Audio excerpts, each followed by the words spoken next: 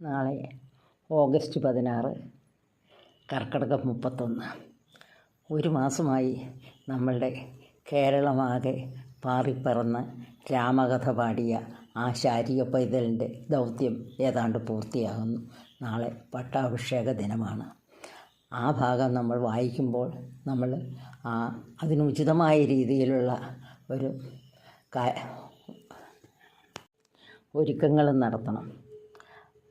5 തിരിയിട്ട ഭദ്രദീപം കൊളുത്തുക. ഒന്നല്ല 2 3 വിളക്ക് കൊളുത്തിയാലും ഒരു കുഴപ്പമില്ല. ശ്രീരാമ പട്ടാഭിഷേകത്തിൻ്റെ ഒരു പടം വയ്ക്കുന്നത് ഏറ്റവും ഉചിതമാണ്. പിന്നെ ചന്ദനത്തിരിയൊക്കെ കത്തിക്കുക. നമ്മൾ സാധാരണ ചെയ്യുന്ന പോലെ അവല, മലര്, പഴം, ഇതൊക്കെ ശർക്കര, ഇതെല്ലാം ഭഗവാന് സമർപ്പിക്കുക. വീണ്ടും ധാരാളം പുഷ്പങ്ങൾ അർച്ചിക്കുക. പിന്നെ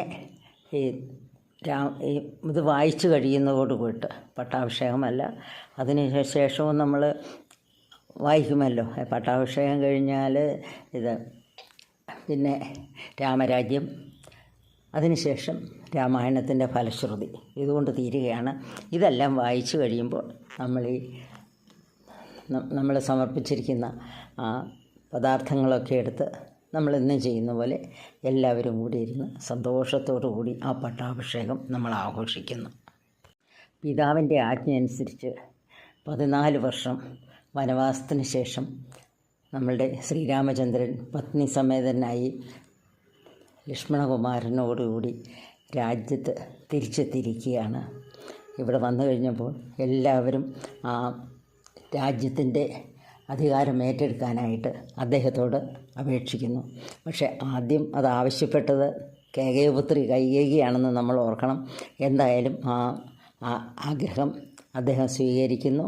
അതിനുശേഷം ജടാമകുടങ്ങളൊക്കെ മാറ്റി അങ്ങനെ രാജവേഷത്തോടുകൂടി കൊട്ടാരത്തിൽ പ്രവേശിക്കുന്നു. കൊട്ടാരത്തിൽ വെച്ചാണ് ഇതിനുള്ള, അതായത് പട്ടാഭിഷേകത്തിനുള്ള കാര്യങ്ങളൊക്കെ ചർച്ച ചെയ്യുന്നത്. വസിഷ്ഠൻ, ജാബാലി, വാമദേവൻ, വാൽമീകി, ഇങ്ങനെ എല്ലാ മഹർഷിമാരുടെയും സാന്നിധ്യത്തിൽ വേദമന്ത്രങ്ങൾ കൊണ്ട് പൂരിതമായ ജലം കൊണ്ടാണ് അഭിഷേകം ചെയ്യുന്നത്.